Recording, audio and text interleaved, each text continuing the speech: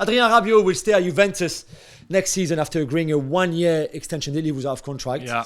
Don, this is big for Juve to be able to keep him, even just 1 year. Even big for the league as well. Yeah. But I think definitely big for Juve. The trauma and the drama that's going on and off the pitch there. Lots of players on the move. All the stuff that went on with the points deduction, getting the points back, and another deduction, etc., etc. It's been a season to forget if you're a Juve fan, but this is good news for them because, you know, I remember at the very start of the season, a couple of months before the World Cup, he wasn't in great form, Adrien Rabiot. But commentating on games, you've got to be a little bit. I try to be a little bit careful anyway because a lot of players were obviously trying to play club football. European football with a view to playing in the World Cup. It would have been very difficult or sometimes very easy just to be distracted. And then what I would say in the World Cup and then for his form the last 4 or 5 months of the season, I thought Rabiot was exceptional. Yeah. So a lot of big clubs, Man United, etc., lots chasing him. So I think it's good for Rabiot that he stayed on because he's a brilliant player. Yeah, he's fantastic good. Ability. He wanted to play in Europe, next season. And I know Juve are only the Conference League, but Tottenham, I think, and Liverpool were probably the two keenest clubs in England. And he was like, okay, this is great, but there's no Europe. Something about him, or maybe his agent, that sometimes gives him a little bit of a bad rep. His mum is the agent. Maybe so maybe comes across as someone that carries baggage. I don't know. But the player, you're right. I mean, I think for Juve, Cuadrado, I think, moved on last week, or talks of one or two players. Maria as well. Exactly. So I think for the dressing room, I think for the fans with a little bit of security, shall we say. A little bit of calm. I think it's a signing. That's good. Signing worth keeping. Yeah. Ruben Loftus-Cheek is joining AC Milan from Chelsea, and Adama Traore from Wolves might be joining him there too. One question, Don: Why? Why, if you're Milan, you go for them?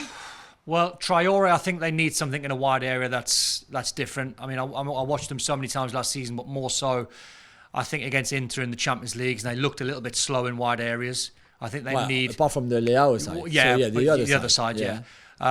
But I think they need something a little bit different. And Traore's different, and I mean that in a sort of both ways, really. I mean it in terms of he's different. You're never quite sure what you're going to get. Yeah. You look at him, you watch him, you think if someone can hone him into being a little bit more smarter with the ball, because he's got the physique, he's got the pace, he's absolutely blistering, but he needs to start to produce. Yeah, Loftus-Cheek, I'm glad for him that he's going to make a move and go to Serie A. I think I'm well jealous of any young British players now that are going to Italian football. I see what you mean. I love the fact that he's going to make the step there.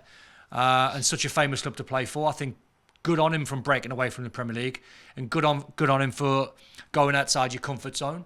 Would have been quite easy for Loftus-Cheek to try and go to a Crystal Palace, shall we say, and be the same old, but trying to learn a new culture, new language, and a different style of football, playing under Pirlo. Yeah, I agree. Playing for a Champions League team. Yeah, I think it's amazing for him. So does he start for Milan?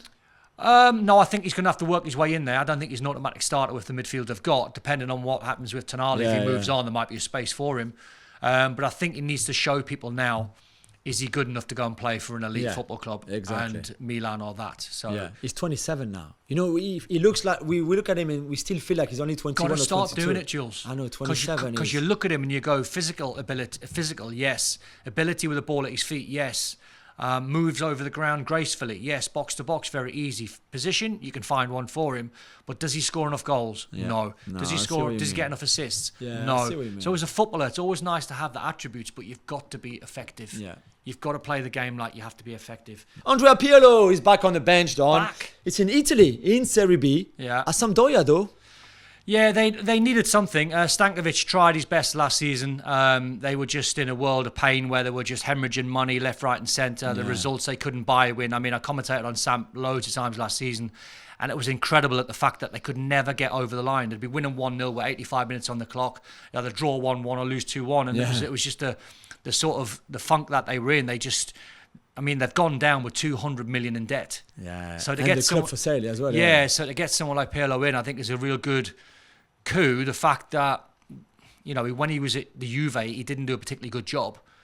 So that worries me slightly. So hopefully it goes well for him. Yeah. Hopefully, I think for Sampdoria, such a famous football club, they can try and bounce back very quickly because they are a really famous football club. Some legendary players. Yeah, of course, stadium as well. Absolutely. I've played at Marassi, just such an amazing stadium. So I hope for Samp's sake that they've made the right move, and I hope for Pirlo's sake that he does a really good job, because I want to see them back. I think they're a terrific football club. Yeah. Well, thank you very much for watching ESPN on YouTube. For more sports highlights and analysis, be sure to download the ESPN app. And for live streaming, premium content, and let's not forget as well, ESPN FC 7 days a week. Subscribe to ESPN Plus.